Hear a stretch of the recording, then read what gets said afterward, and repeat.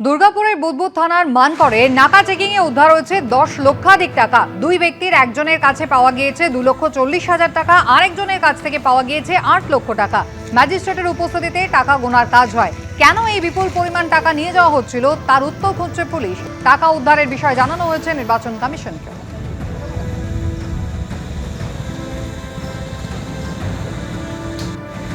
একজনের কাছ থেকে 2,40,000 টাকা উদ্ধার হয়েছে, আরেকজনের কাছ থেকে উদ্ধার হয়েছে 8 লক্ষ টাকা। মোট 10 লক্ষাধিক টাকা উদ্ধার হয়েছে মানকর থেকে।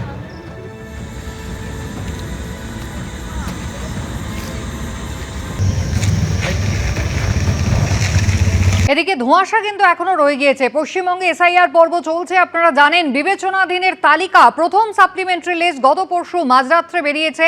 আর এবার দেখা যাচ্ছে যে বিবেচনাধীন ছিলেন বসিরহাটে এক বুথের 340 জন ভোটার। প্রথম সাপ্লিমেন্টারি লিস্ট বেরিয়েছে এবং সেখানে ডিলিটেড লিস্টের তালিকায় রয়েছে এই 340 জন ভোটারেরই নাম। প্রত্যেকের নাম বাদ গিয়েছে। নাম ডিলিটেড হিসেবে দেখাচ্ছে খোদ বিএলওরও। বসিরহাট 2 নম্বর ব্লকের বড়গুবরা গ্রামের 5 নম্বর বুথের এই ছবি। কথা বলবো সমীরণ পাল, আমাদের সঙ্গে রয়েছেন। সমীরণ, 340 জন যাদের নাম বিবেচনাধীন ছিল প্রত্যেকের নাম বাদ চলে গেল, এমনকি বিএলওরও।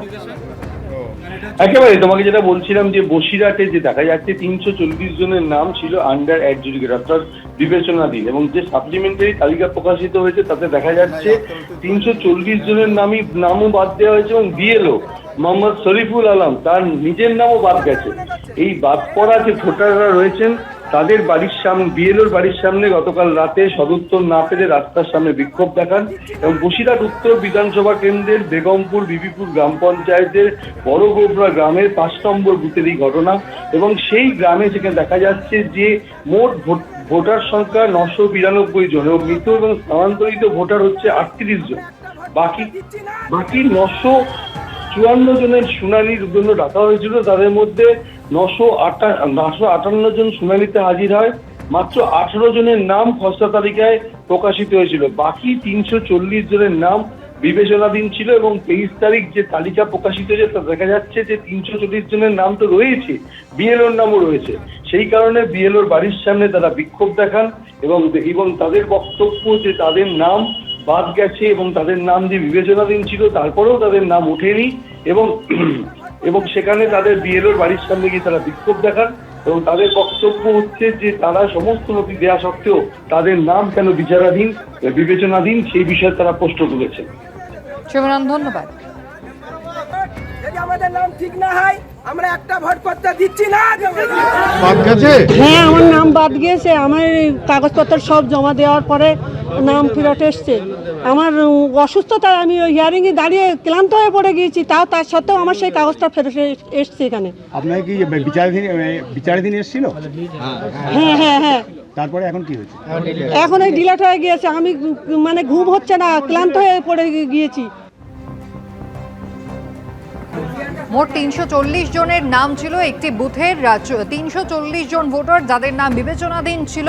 যে তালিকা সাপ্লিমেন্টারি লিস্ট প্রকাশিত হয়েছে দেখা গিয়েছে 340 জনের নামই বাদ গিয়েছে সেখানে, এমনকি বাদ গিয়েছে খোদ বিএলওর নাম। সমস্ত ডকুমেন্টস ঠিক থাকা সত্ত্বেও আমাদেরকে আন্ডার অ্যাডজুডিকেশন তারপরে ডিলিটের খাতায় ফেলিয়ে দিয়েছে। এর জন্য আমরা ব্যাপকভাবে আতঙ্কিত হয়ে আছি। টোটাল রাত্রে ঘুম পর্যন্ত বন্ধ হয়ে গেছে। কাল 11টা পর্যন্ত চেক করছি অনলাইনে, পেলাম না কিছু। তারপর সকালে উঠে দেখছি হঠাৎ করে সবই ডিলিট। সব রকম প্রমাণপত্র একটা সিঙ্গেল অক্ষর পর্যন্ত ভুল পাবেন না আমাদের ডকুমেন্টসে, দেখতে পারেন। কি মনে করছেন বিষয়টা এরকম হলো কেন? বিষয়টা এটা উদ্দেশ্য প্রণোদিতভাবে হয়েছে।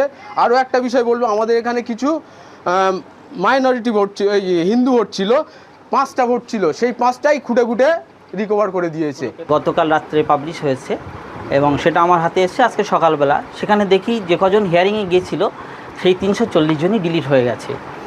এর মধ্যে অধিকাংশের ক্ষেত্রে আমাদের এই বুথটা খুব এডুকেটেড বুথ। 5 নম্বর বুথ ছোটো এরিয়া, কিন্তু হেড বেশি, ভোটার সংখ্যা অনেক। তো সেই 952 জনের মধ্যে 340 জন আন্ডার এডুকেশন হয় এবং 340 জনই পরবর্তী সময় আজকে সকালে দেখি যে ডিলিট হয়ে গেছে। তার মধ্যে আমি নিজেও আছি। আমি নিজেও সার্ভিস করি, প্রাইমারি স্কুল শিক্ষক, সন্দেশখালী সার্কেল।